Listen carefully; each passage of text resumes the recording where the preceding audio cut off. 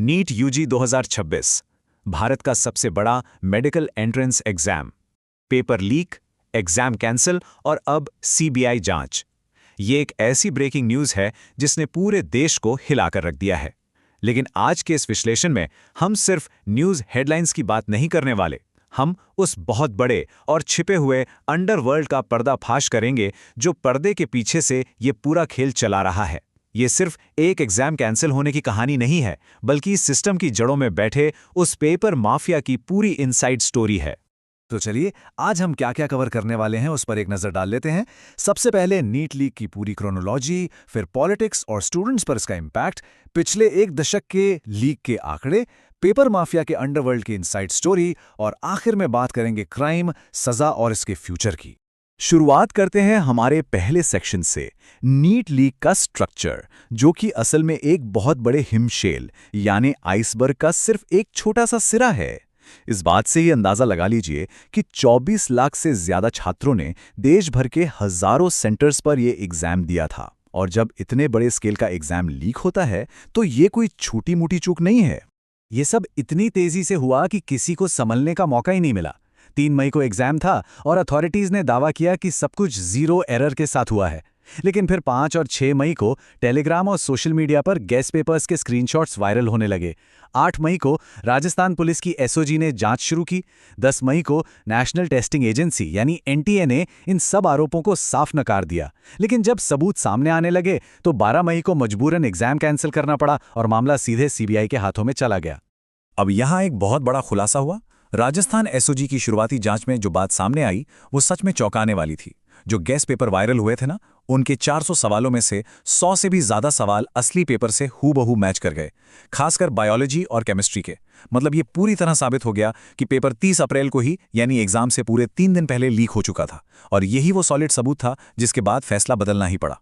अब आते हैं दूसरे सेक्शन पर, राजनीति और छात्रों पर इसका प्रभाव। आइए देखते हैं कि इस धमाके के बाद जमीन पर क्या असर हुआ। जाहिर है इतने बड़े मुद्दे पर राजनीति तो होनी ही थी और यहाँ हमें 2 बिल्कुल अलग अलग नैरेटिव देखने को मिलते हैं। सरकार का कहना है कि एग्जाम कैंसिल करना इसलिए ज़रूरी था ताकि मेहनत करने वाले ईमानदार छात्रों के साथ न्याय हो सके। वो इससे सिस्टम का फेलियर नहीं बल्कि बाहरी शरारती तत्वों की साजिश बता रहे हैं। वहीं दूसरी तरफ विपक्ष का स्टैंड अलग है। उनका आरोप है कि एनटीए इस पेपर लीक को रोकने में पूरी तरह फेल रही है और ये कोई छोटी मोटी साजिश नहीं बल्कि एक पूरा ऑर्गेनाइज्ड बिजनेस बन चुका है। विपक्ष तो सीधे एनटीए को ही खत्म करने की मांग कर रहा है। तो हम देख सकते हैं कि एक ही घटना के कैसे 2 बिल्कुल अलग पहलू सामने रखे जा रहे हैं। पर इन सब राजनीतिक बहसों से दूर जमीनी हकीकत बहुत ज्यादा दर्दनाक है। जरा सोचिए, एक स्टूडेंट नीट की तैयारी के लिए औसतन 2 से 4 साल तक दिन रात एक कर देता है। और एग्जाम कैंसिल होने का मतलब क्या है? फिर से वही स्ट्रेस, फिर से वही किताबें और एक ना खत्म होने वाली अनिश्चितता। उन ईमानदार कैंडिडेट्स की सालों की मेहनत पर पल भर में पानी फिर गया। और यही वजह है कि दिल्ली के जंतर मंतर से लेकर पटना के गांधी मैदान तक हम छात्रों का भारी गुस्सा और विरोध प्रदर्शन देख रहे हैं। बढ़ते हैं हमारे तीसरे सेक्शन की तरफ, लीक का एक दशक। अगर हम इस पूरे मामले की गहराई में जाएं तो पता चलता है कि ये नीट वाली घटना कोई नई बीमारी नहीं है। जरा इस नंबर को देखिए, 4 करोड़। ये कोई छोटा मोटा आंकड़ा नहीं है। पिछले सिर्फ 10 सालों में यानी 2016 से लेके 2026 के बीच पूरे देश में अलग अलग पेपर लीक होने की वजह से 4 करोड़ छात्रों का भविष्य सीधे तौर पर प्रभावित हुआ है। ये नंबर अपने आप में इस पूरी प्रॉब्लम के स्केल को बयां करने के लिए काफी है। और अगर हम स्टेट वाइज डेटा देखें तो पता चलता है कि ये सच में एक राष्ट्रव्यापी महामारी बन चुकी है। 2016 से 2026 के बीच देश में 100 से भी ज्यादा बड़े पेपर लीक के मामले दर्ज हुए हैं। राजस्थान, उत्तर प्रदेश, गुजरात और बिहार जैसे राज्यों तो इसके हॉटस्पॉट बन चुके हैं। अकेले राजस्थान में 14 से ज्यादा और यूपी में करीब 8 बड़े पेपर लीक की घटनाएं सामने आई हैं। ये आंकड़े साफ बताते हैं कि यह सिर्फ 1-2 जगह की बात नहीं बल्कि पूरे सिस्टम में फैली एक गहरी बीमारी है। और अब हम बात करेंगे हमारे चौथे और सबसे अहम सेक्शन की, इनसाइड द पेपर माफिया। ये पूरा अंडरवर्ल्ड आखिर काम कैसे करता है? इस माफिया का फाइनेंशियल स्किल सुनकर किसी के भी होश उड़ सकते हैं।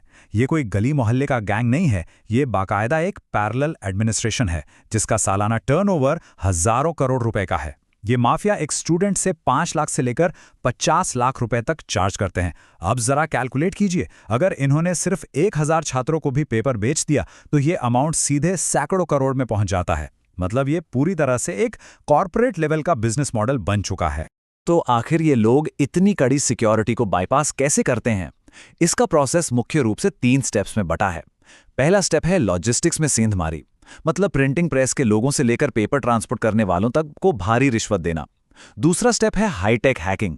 इसमें रिमोट एक्सेस सॉफ्टवेयर के जरिए सीधे कंप्यूटर सेंटर्स को हैक किया जाता है और एग्जाम हॉल के जैमर्स को चकमा देने वाली डिवाइस यूज की जाती हैं।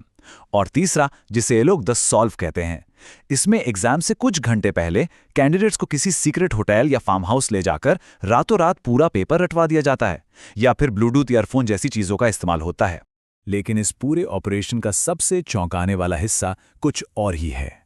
इसमें सिर्फ पैसे और बाहुबल का खेल नहीं है, बल्कि इनके पास अपनी एक तगड़ी इंटेलेक्चुअल मसल है। इन सॉल्वर गैंग्स में देश के टॉप इंस्टीट्यूट्स के बहुत ही ब्राइट स्टूडेंट्स और भ्रष्ट सरकारी अफसर शामिल होते हैं। जैसे ही पेपर छपता है, उसकी फोटो खींच ली जाती है और ये तेज दिमाग वाले लोग कुछ ही मिनटों में उसके आंसर की तैयार कर देते हैं।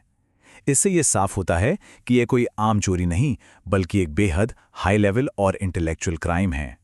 अब आते हैं हमारे आखिरी सेक्शन पर, क्राइम, पनिशमेंट और फ्यूचर। अब आगे का रास्ता क्या है? हाल ही में गवर्नमेंट ने इस पर लगाम लगाने के लिए public examinations prevention of unfair means act 2024 लागू किया है।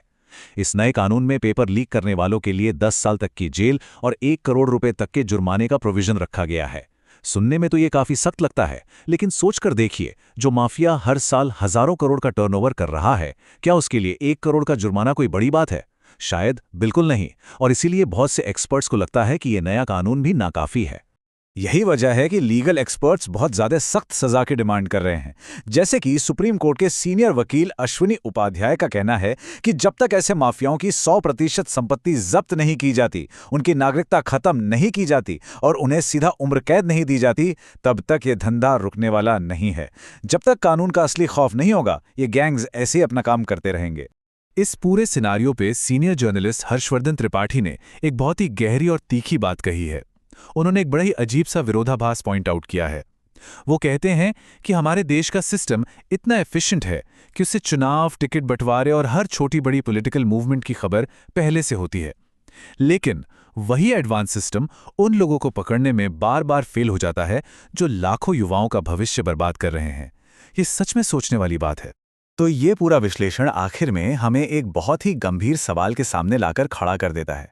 क्या हमारे देश में नेशनल लेवल के एग्जाम्स अब सच में नॉलेज का टेस्ट रह गए हैं, या फिर ये सिर्फ किस्मत और पैसे का खेल बनकर रह गए?